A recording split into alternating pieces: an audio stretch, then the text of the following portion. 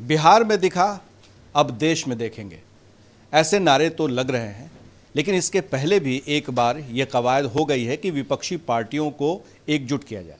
2014 में जब नीतीश कुमार ने बिहार के सीएम पद से इस्तीफा दे दिया था, तब वो पूरे देश में सभी समाजवादियों को एक साथ करने निकले थे। लेकिन उस वक्त अड़चनें आई और मामला ठंडे बस्ते में चला गया, या यूं कहे कि असफल रहा। हमारे साथ जेडीयू के राष्ट्रीय अध्यक्ष ललन जी बात करने के लिए है। ललन जी, आज तो आप लोग चार्टर्ड प्लेन से जा रहे हैं, दिल्ली जा रहे हैं, राहुल गांधी से भी मिलेंगे। लेकिन पिछली बार आप लोगों ने पुरजोर कोशिश की थी, पूरी ताकत लगा दी थी, यहाँ तक कि आप लोग विलय के लिए भी तैयार हो गए थे, लेकिन मामला जमा नहीं था। इस बार आपको क्या उम्मीद है? देखिए, आप उसको पूरे तौर पर ये इसमें नहीं कह सकते हैं कि असफल हो गया था, मामला नहीं जमा था। इसलिए कि हम लोग उसमें बिहार में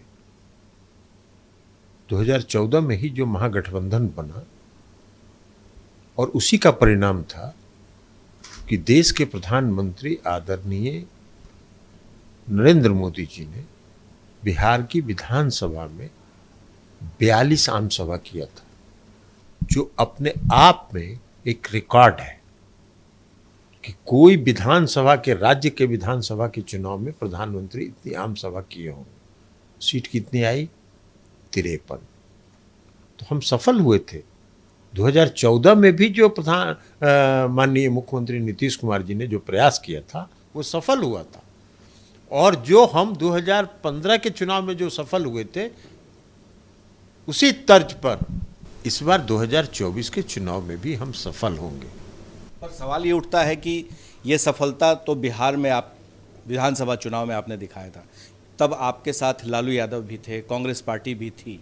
इस बार भी बिहार में वो है, लेकिन पूरे देश में राष्ट्रीय स्तर पर ये कैसे संभव है? क्योंकि कई ऐसे राज्य हैं जहां पर कि एक दूसरे के खिलाफ है, कांग्रेस है, लेफ्ट है, वहां की क्षेत्रीय पार्टियां वो खिलाफ है।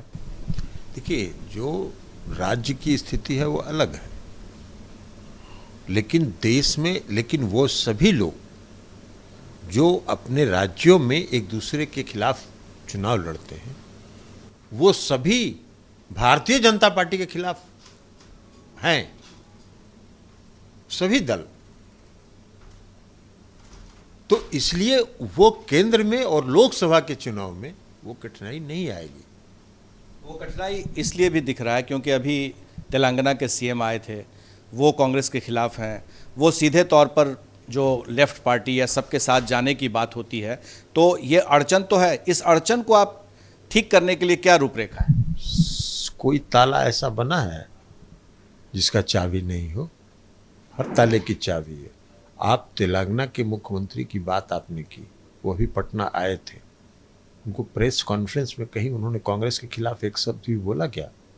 नहीं कहा। आप लोग बुलवाना चाह रहे थे उनसे, तब भी वो नहीं बोले। तो ये आप संकेत समझ लीजिए कि 2024 का आगाज है। ये संकेत है कि आपकी जितनी भी संभावनाएं हैं वो निर्मूल साबित होंगी। इस बार जो नीतीश जी जा रहे हैं दिल्ली, तो दिल्ली में मुलाकात होनी है सभी राहुल गांधी से लेकर तमाम नेताओं से, तो क्या 2024 की रूपरेखा पहली मुलाकात में बात होगी, या फिर किस आधार पर आगे बढ़ेंगे? देखिए, अभी तो आधार बनेगा ना, हम लोगों, अभी तो आधार तैयार होगा ना। हम लोगों का ये मानना है कि सभी पार्टियों को एक प्लेटफॉर्म पर आना होगा, और एक प्लेटफॉर्म पर अगर वो इस देश को भारतीय जनता पार्टी से मुक्त करना चाहते हैं तो, और इसलिए, और हम समझते हैं कि अलग अलग राज्यों के जो क्षेत्रीय दल हैं और या जो राष्ट्रीय पार्टी है, वो सभी इस देश को भाजपा से मुक्त करना चाहते हैं, और सभी एक मंच पर आएंगे। अभी मुख्यमंत्री जी जा रहे हैं।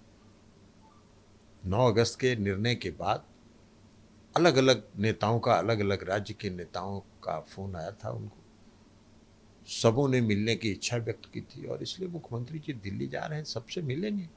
इसके पहले भी जो कोशिश हुई है तो दो तरह से बातें आई हैं। एक थर्ड फ्रंट बना है, और थर्ड फ्रंट बना करके नॉन कांग्रेस, नॉन बीजेपी, तो इस बार क्या थर्ड फ्रंट भी बनाया जा सकता है? इसका जवाब मुख्यमंत्री जी दे चुके हैं। ये जिस दिन तेलंगाना के मुख्यमंत्री जी आए थे उस दिन भी आप लोगों ने यह सवाल उनसे पूछा था और इसका जवाब वो दे चुके हैं।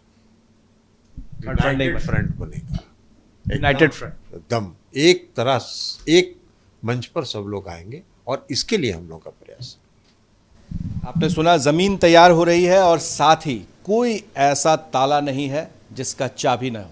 तो जाहिर है कि चाबी नीतीश कुमार लेकर के क्या निकलेंगे और जो बंद ताले हैं सबको वो खोलेंगे, यही सवाल आने वाले समय में आता रहेगा।